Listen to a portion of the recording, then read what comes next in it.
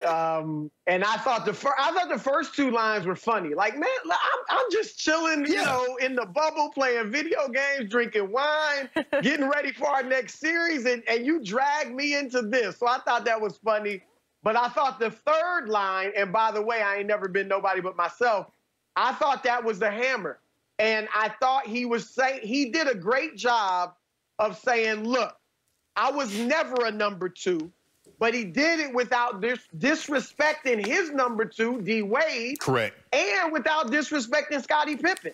Okay, because he was obviously an all-time great. So let me get to what Jay Williams said.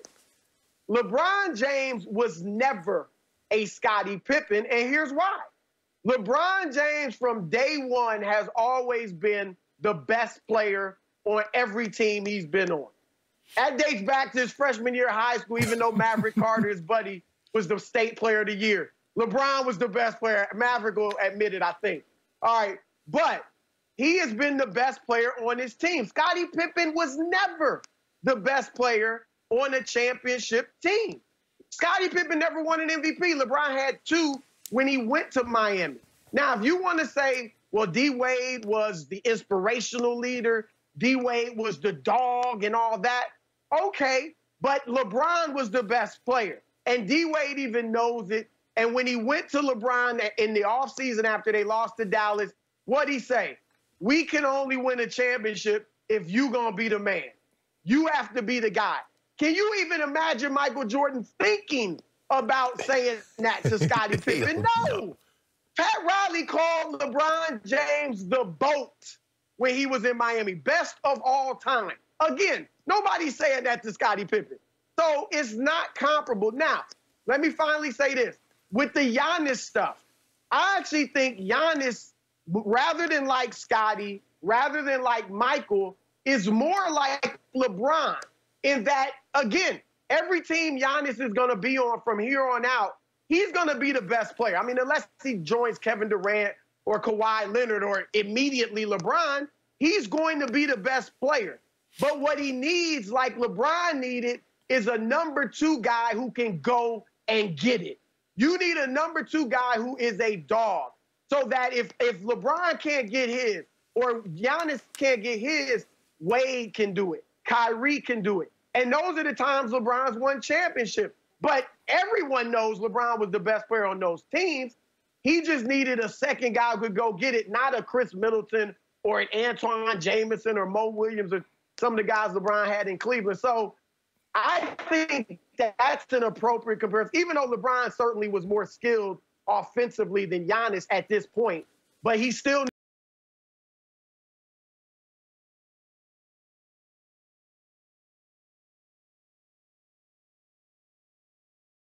needed a second guy who could go create his own shot and get his at a high level. Thank you, Chris. That's all I've been trying to tell Skip this morning. That's all I've been trying to tell. I'm talking in this monotone voice because I don't want to get upset, because I was upset earlier. I'm still upset. You should be upset for talking that foolishness. Chris, you know what has happened? The Last Dance has convinced people that Michael Jordan never lost a game, that he went to the finals. Every year he was in the NBA, he won them, and he normally won them in dramatic fashion. You and I both know that's not the case. Michael Jordan won one playoff game in his first three playoffs. He won one game. Now, what Skip Bayless will not tell you, Chris, is that you remember in 1989, Michael Jordan had a 2-1 lead on the Bad Boy Pistons. Am I correct, Chris? Yep. And what happened? Yep. He lost 3 straight games.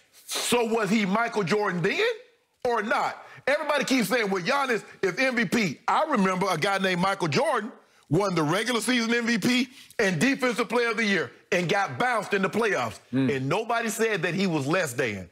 See, Michael did not win. Giannis has only been in the league, what, 5, 6 years? Okay, give him time. Michael won. We're not taking anything away from Michael. Michael is historically great. He's transcendent great. If you want to say, for the sake of this argument, he's the GOAT, okay. But to say Giannis is less than because he's not winning he's not winning a championship in his first 2 to 3 years, stop this.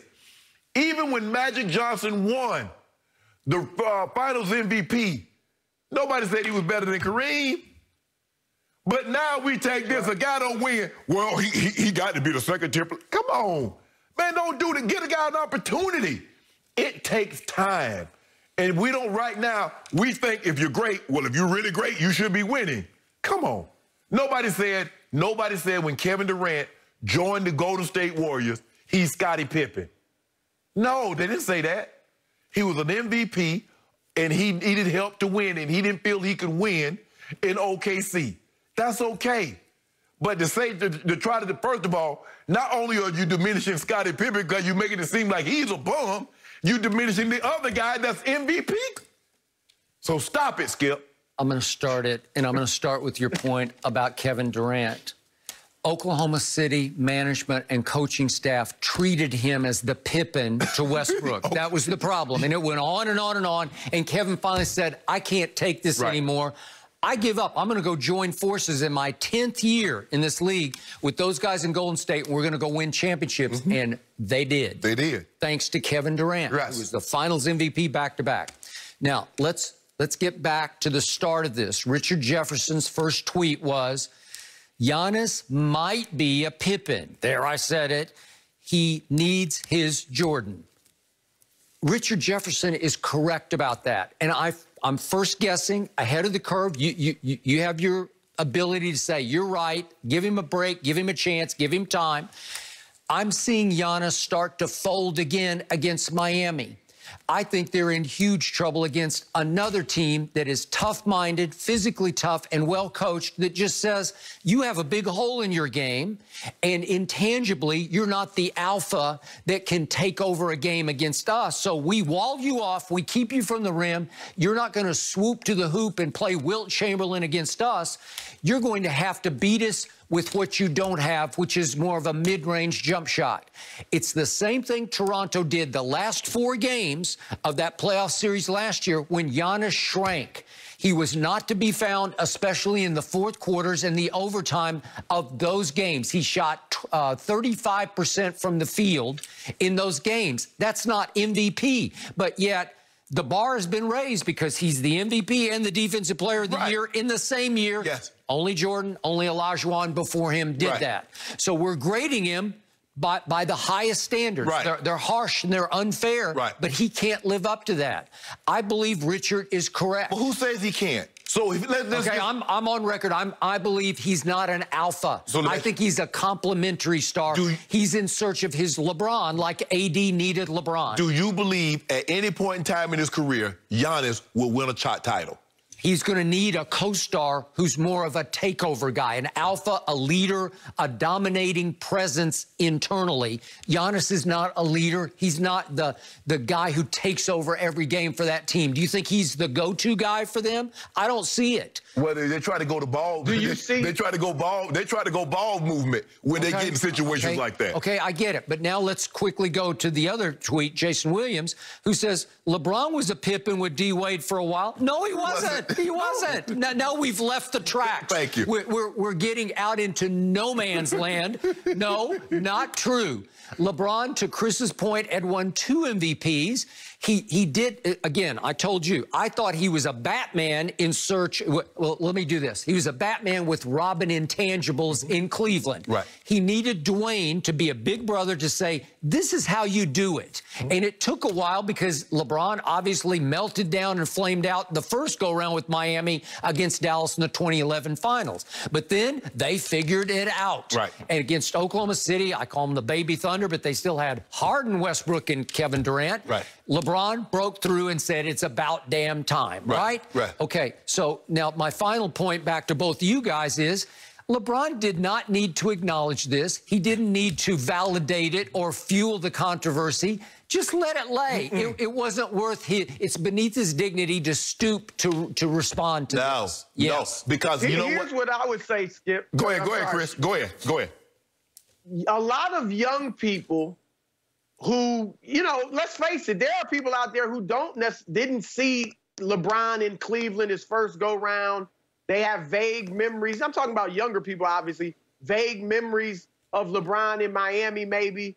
LeBron couldn't let that go because too many people would say, oh, wow. They would take that as truth. And he was a Pippen. And so I think he was smart to acknowledge it, again, without disrespecting Pippen, but he did it in a way to say, no, don't get it twisted. I was never Scottie Pippen. So I thought he was right to acknowledge it. Exactly. Skip, we could look at this. Jamal Murray had a great series, but I don't think anybody's going to say Jamal Murray is better than Nikola Jokic. Well, if Jokic would play a hint of defense, maybe we could. Go ahead. But so if I concede in the series against the Dallas, D. Wade had a better series, but he wasn't a better player. No, at no point in time, and they played 17 years in the same league, did anybody say, man, D. Wade better? No. And D. Wade was phenomenal. He's a first ballot Hall of Famer, 3 titles, 1 Finals MVP. D. Wade was special. But to say